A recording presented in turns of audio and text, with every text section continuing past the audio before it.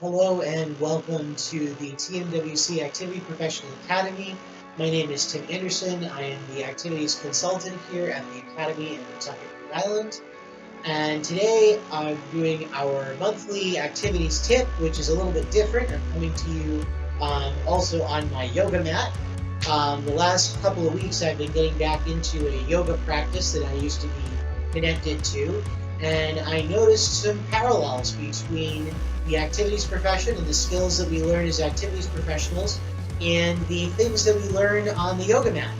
I don't know if anybody that's watching this has done yoga as part of their own personal experience and if it's had an impact on their activities professional life, but I wanted to bring up some of the things that I noticed and see what people thought. So without further ado, I've created this new activities tip of the month.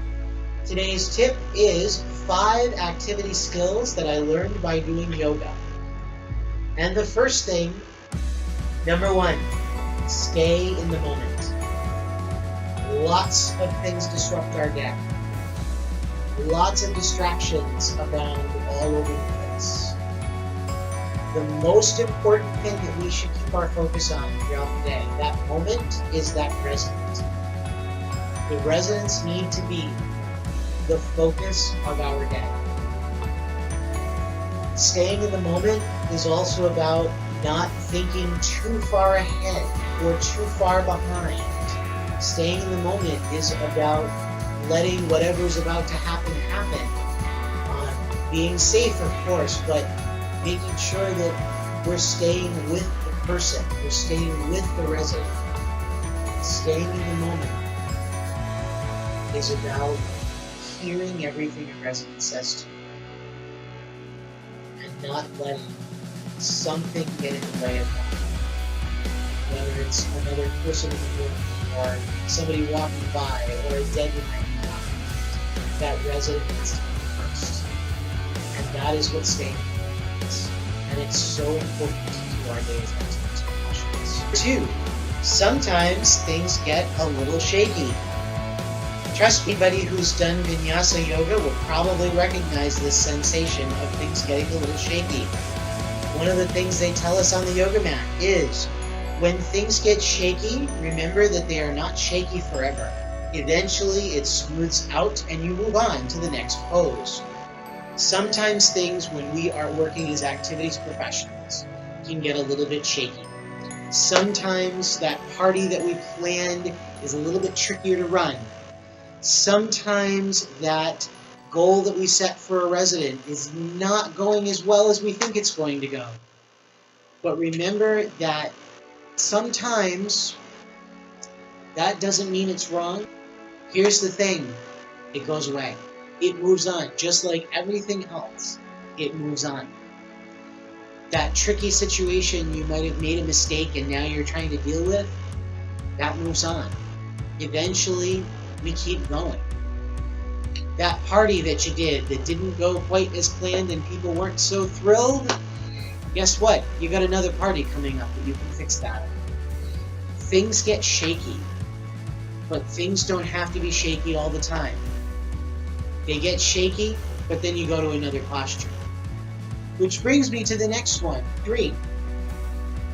Everybody's pose looks different. Everybody's pose is going to be different than yours. Every resident is going to be different than the other resident. Every staff member is different than another staff member. And remembering that that's actually the beauty of the practice of activities, the beauty of the profession of activities, is that everybody's program looks different. Everybody's residents are different. It's what makes our profession beautiful. And so don't worry if your calendar looks different than somebody else's, or I've only got 3 activities on my calendar today and this person's got 12, or whatever. Everybody's program looks different. Everybody's posture looks different. And in yoga, everybody's pose looks different. Movement helps everything.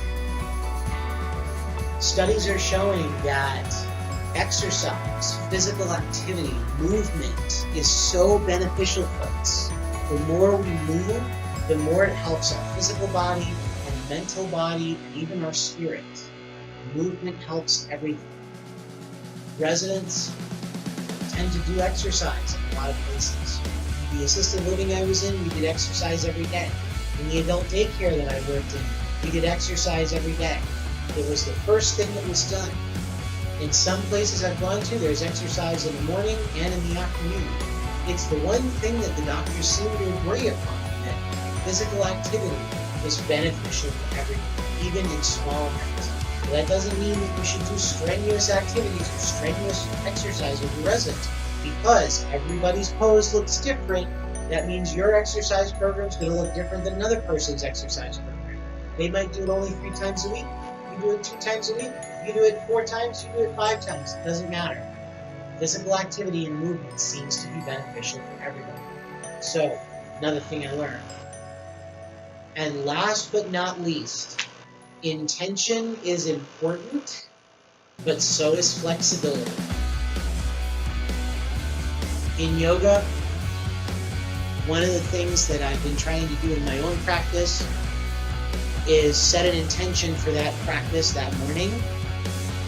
I used to do the same thing for activities, and I still do the same thing for activities.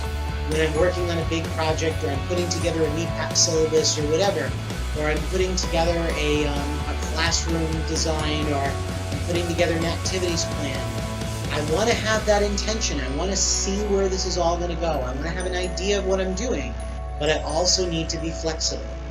Flexibility is just as important as intention, because something's going to happen that's going to change the direction of it. And that's also part of being in the moment, is being ready to change when change presents itself. So, those are the 5 activity skills that I learned by doing yoga. If you liked this video, please feel free to give it a thumbs up down there somewhere, wherever that is. And feel free to put a comment down below if your residents do yoga, if you do yoga, and if it does anything to help your practice and your professionalism. That being said, feel free to let me know any other comments you might have below, and I'll see you next time.